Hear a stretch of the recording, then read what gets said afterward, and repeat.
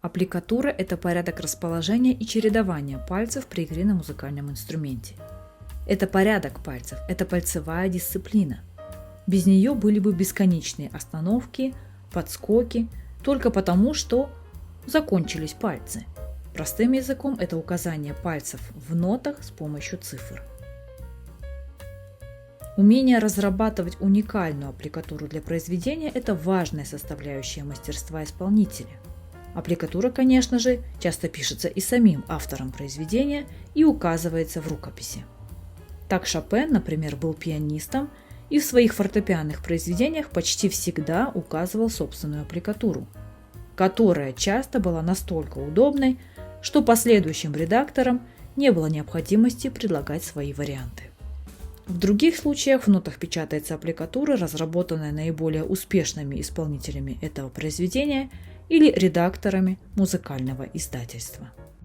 По утверждению знаменитого фортепианного педагога Генриха Густавовича Нейгауза, аппликатура прежде всего должна способствовать выразительности исполнения произведения и удобству. Касаемо выразительности. Не следует брать ноту, которую нужно сыграть громче соседних, самым слабым пальцем – мизинцем. А ноту, которую требуется сыграть нежно, не следует без крайней необходимости брать грубым большим пальцем. Касаемо удобства. Оно очень индивидуально и определяется личными анатомическими особенностями.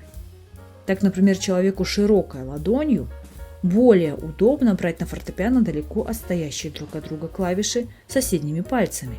А вот человеку с узкой ладонью это неудобно. Человеку с тонкими пальцами удобно нажимать на фортепиано белые клавиши между черными, а человеку с толстыми пальцами это неудобно. Аппликатура всегда показывает профессионализм. Бывает иногда достаточно посмотреть, даже не слушая, какими пальцами играет ученик, чтобы сразу понять уровень его музыкального развития, музыкального мышления и уровень его пианистического исполнительства. Аппликатурная дисциплина кажется простой на первый взгляд. Кажется, что все просто. Соседние ноты играются соседними пальцами. Если играем через ноту, то, соответственно, и через палец и так далее. Но надо помнить, физическое удобство может не совпадать со смысловым. Ведь прежде всего выбор аппликатуры обуславливается музыкальным образом произведения, и самовольно ее менять нельзя. Может нарушиться передача музыкальной мысли. Возможно, композитор хотел связать тот длинный пассаж, и поэтому так много подкладываний под, например, четвертый палец. А вы играете пассаж кусочками, мухлюете. Я думаю, вы поняли мою мысль. Индивидуальные физиологические особенности рук играющего, их строение, величина, растяжение между пальцами и так далее, могут доставлять трудности. В таком случае надо заниматься своим аппаратом, растягивать межпальцевые связки специальными упражнениями. Аппликатура редактора и его обоснованные коррективы должны, если не быть исполнены в точности, то хотя бы испробованы и в хвост, и в гриву. Разнобой в аппликатуре – это плохая вещь, на которую вы тратите свое драгоценное время. Один раз та или другая нота или последовательность исполняются одной аппликатурой, другой раз то же самое уже другой. Выбирать лучше аппликатуру следует в начальной стадии работы, раз и навсегда.